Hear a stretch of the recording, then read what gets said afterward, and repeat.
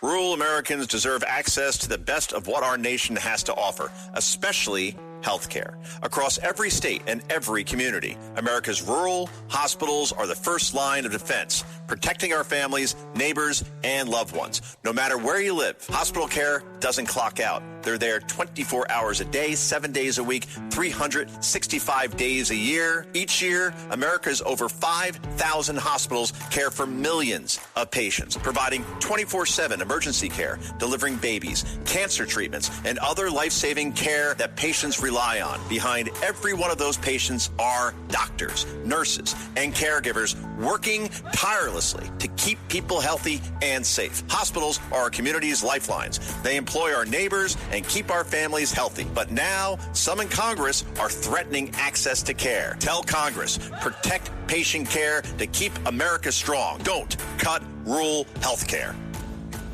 Excuse me! Taxi! Come on, what are you doing? This is the 77 WABC minicast. I think President Trump changed the game in terms of accomplishment and in terms of success. We won't be president of the United States, but look at this guy. He's a mind over matter person. Everybody, it was ludicrous that he could become president. A ludicrous notion. And look at him. It was a ludicrous notion that he would be able to come back after January 6th, after they arrested him the first time, the second time, the third time, the fourth time. All those crazy women and their crazy stories. Oh, you can't come back from that. And look at him right now. It's tough, though. Just because he's president doesn't mean we're on easy street. The swamp does not want to be drained. And the president has some great people with him, but he also has people who are not working for us and not working for him. They've got their own agenda. Their own agenda, which these days usually includes fame and fortune. I think serving in government should be selfless. Problem is, it's almost impossible to be totally selfless if you are a self. If you're a person, it's hard to say, okay, I'm going to put myself on hold and do everything for everybody else. It's just there's a little bit of a conflict there, right? Hey, for those who are saying, but President Trump, he promised he would not take us into a war. It's not true. He didn't like certain wars and he didn't like losing wars, but he has never been a pacifist. Here's President Trump all the way back. This is like 6-7 years ago at least. But it tells you he was not a guy who was a pacifist. Sometimes you got to kick ass, and sometimes you got to risk, and sometimes you got to gamble. Cut 14, please. Cut 14. Our prisoners are still over there. How can they be so ridiculous? Why aren't we getting our prisoners? We've got 4 men that are wonderful men. They didn't do anything wrong. They're in Iran. Somebody criticized me the other day because they asked me what I do, and I said, I'm going to bomb the out of them. It's true. I don't care.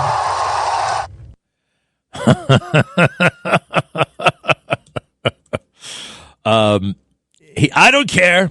And you know what he did? He dropped the mother of all bombs. You ever heard of the mother of all bombs? The Moab. It is the biggest non-nuclear bomb we have. And I have a feeling one is coming to Iran soon. Now, we want to be careful in Iran. We don't want innocent people to die. I also think, as impressed as I've been with Hegseth, it's okay if I say, let's kick the Shia out of there. You can talk tough. But when you have the role, when you're actually the guy doing the job, you don't want to personalize it, right? You don't want any of this, they effed around and then they found out, right? You don't want tough talk like that because it can inspire the enemy to keep fighting, right? You want to actually, in a weird way, as you're bombing the hell out of them, you have to treat them like gentlemen. It's too easy to give in to the, hey, tough guy stuff. There's an art to it. There's an art, a bit of an art. Actually, it's called The Art of War. And the book was written like 3,000 years ago by a guy named Sun Tzu. And it applies. It applies to warfare, and it also applies to life. I highly recommend it. Lou Rufino, I appreciate your services. I will be back in a little bit. I have to do a Zoom call with my daughter's teacher. Yes, a parent-teacher conference. It's my first one. You ever do one of those things? How does that go? How do they work?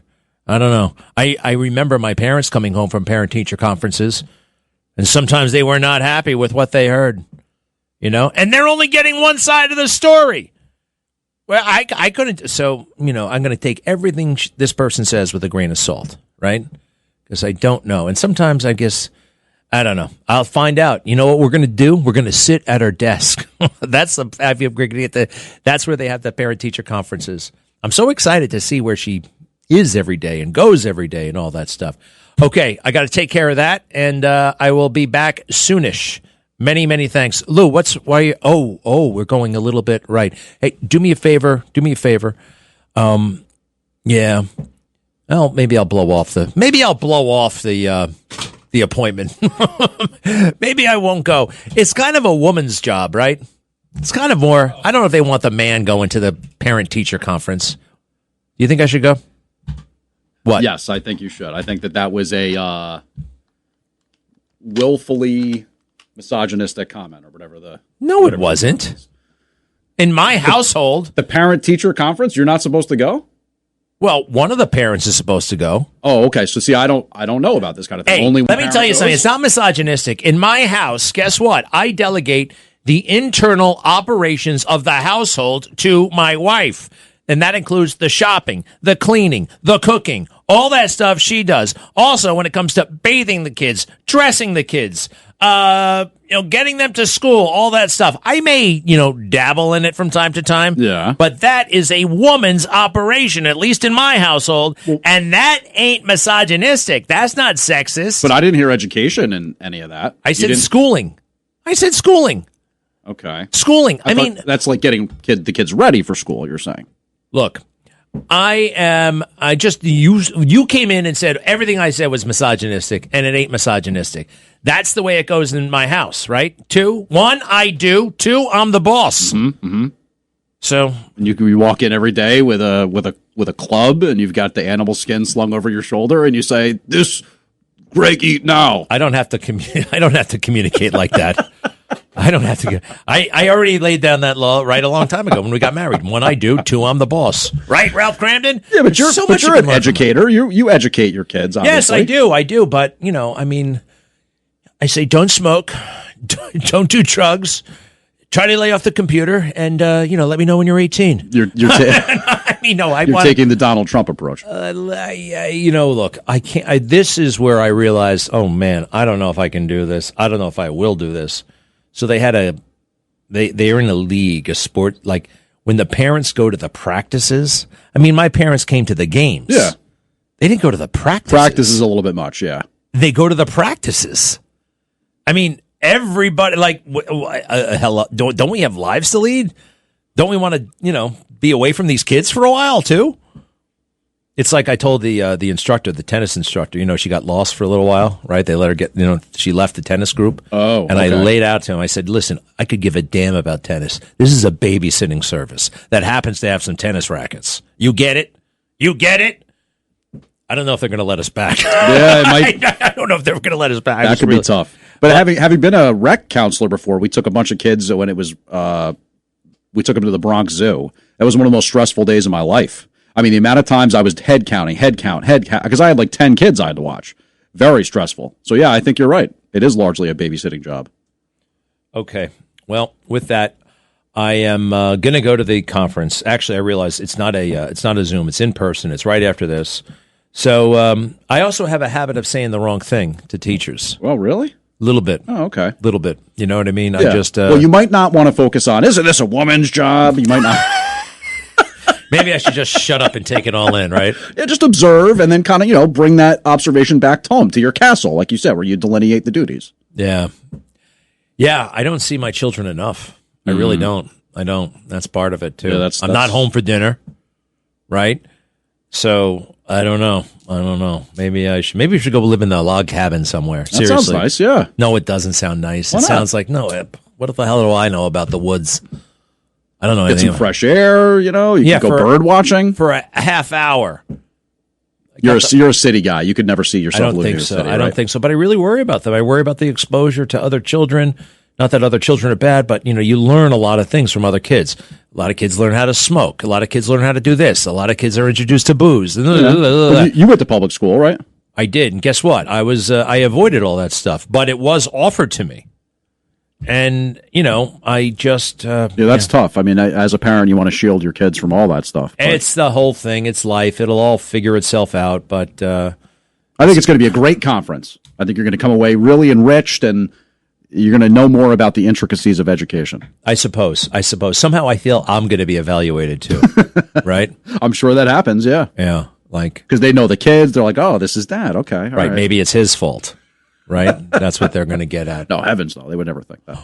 Well, I think it's time to wrap up. There's the music, and I will be picking this up soonish. Overall, how's the war in Iran going? President Trump says it's a 15 out of 10. Is that what he said? He did, yeah. I mean, they're taking out Ayatollahs left and right, so that must be a good thing, in the first 10 minutes, really. Okay, we'll be right back. Thanks. Rural Americans deserve access to the best of what our country has to offer, especially health care. Across every state, every community, America's rural hospitals are the first line of defense, protecting our families, neighbors, and loved ones.